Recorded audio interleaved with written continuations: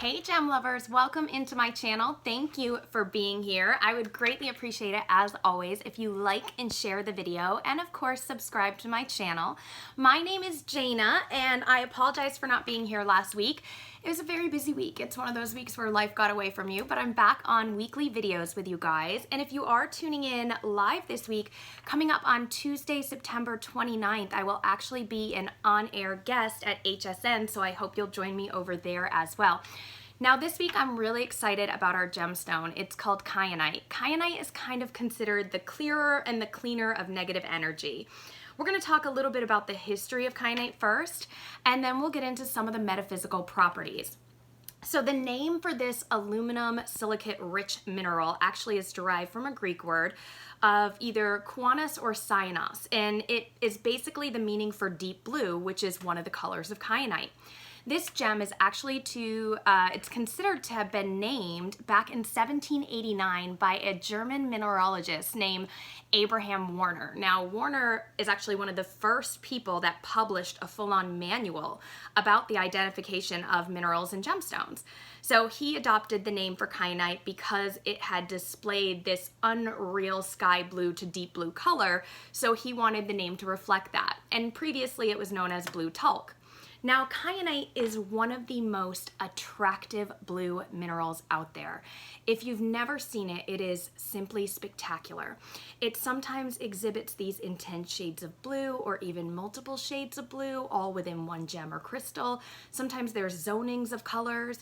The French actually traditionally spelled kyanite with a C up until the mid-20th century, and kyanite throughout history has also been referred to with some other names as well, such as distine. Now, kyanite often occurs in these high pressure areas of rock formation. So like when the continent collisions happen, that's where it's typically found. So kyanite is often found in mountain ranges like the Alps. When it comes to gem quality kyanite, we've seen it come from a few places around the world: Brazil, Cambodia, Burma, Austria, India, Kenya, Russia, Tanzania, Switzerland, the US, and more. But the finest of fine, as far as blue kyanite goes, has always been considered to come from Nepal. They have extraordinary quality that deliver unbelievable blue gemstones, not only in their color, but also in their transparency, which rivals the finest of Ceylon sapphires. Now, this is a big deal because really no other gem can bring that to the table. Miners in Nepal discovered this unbelievable mine back in 1995. However, production of this gemstone has always been excruciatingly limited, and it will probably always remain that way. That'll probably never change. Again, kyanite can be this stunning blue color that is resemblance of the skies or rich blue sapphires, but it can also be found in colorless, in gray, in a green or mint-like color, which is stunning, and that will actually be featured on my upcoming HSN show. Pinks, oranges, yellows, and then there is like a nearly black color. With kyanite, color again is not typically consistent throughout the gemstone. What you often see is shadings of color, or maybe these zones of color, blotches, but that can also give a crystal a really dramatic and stunning appearance. This mineral is so attractive in these large formations of crystals that it forms in, that it makes it really popular not only for gem collectors out there, but also for jewelry designers. Kyanite almost has this fibrous appearance when you see it left in the rough stone. And because of that rough material, you can actually see that the internal structure, it encourages a chatoyancy. Yet if you cut it, it won't form the asterism you want, not even if you cut it in a cabochon shape. Kyanite is very interesting in the cutting process. So it's actually a polymorph of andalusite and sillimanite. If you've never seen a piece of kyanite, I highly encourage you to look it up and take a look. It is a stunning gem, especially in the crystal form. And it's actually a really important gem for geologists out there. As a typical metamorphic mineral, it can actually be used to determine and help kind of figure out the temperature, pressure, and depths at which the host rocks formed. So it is a really interesting mineral to tie back to geology. It's also been very valuable in the industrial world of things. Because of its heat resistance, it's been used in different factory as porcelain, bricks, mortars, kiln furniture, molds. In the auto and railroad, it has been used for like brake shoes. In your bathroom sinks and fixtures, it can often be found in there. One of the unusual properties about kyanite is depending on how the cutter cuts the gemstone will actually determine the hardness.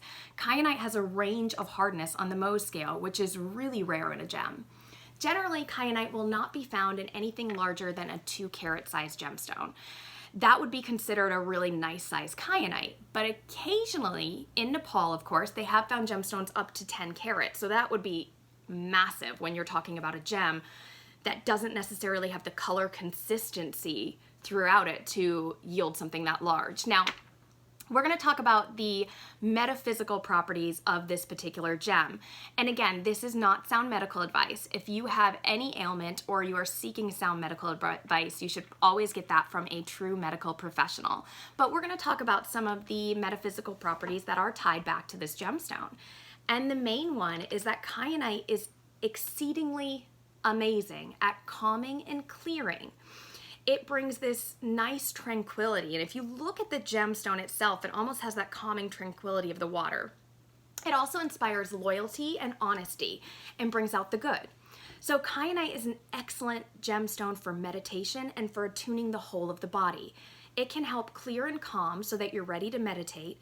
And also what it will do is it will help you get ready to receive any intuitive or possible psychic visions, as well as aiding and recalling any past dreams that you've been wondering about. It is a very powerful gemstone when it comes to aligning the chakras, and that means all of them.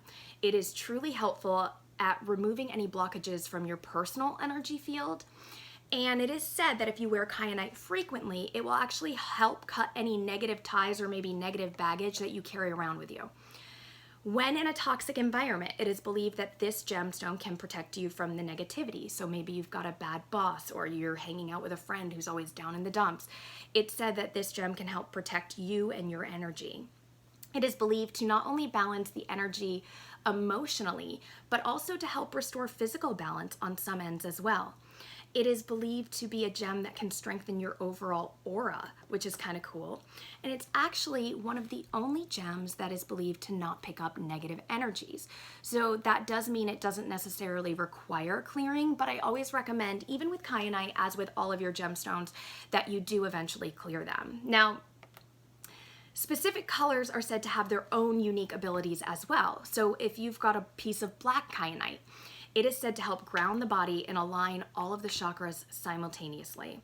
Blue is said to help strengthen the voice and the throat. It basically is a tremendous gemstone if you're a public speaker, if you're a vocal performer, if you need you to open up your throat chakra and encourage your communication and your self-expression. And it also helps bring forward your truth with clarity. Blue kyanite is believed to vibrate on such a strong field that it assists with also opening up any psychic channels you might have. Green kyanite helps to connect your heart chakra and your third eye chakra, and this helps to promote insight and connection to the natural world. Orange is said to help bring forward your creativity, improve any visualizations, and cleanse your aura. That being said, all of the varieties of kyanite work really well together. So basically what that means is if you use them together, they magnify each other's forces. So they're a great gem to have multiple colors of.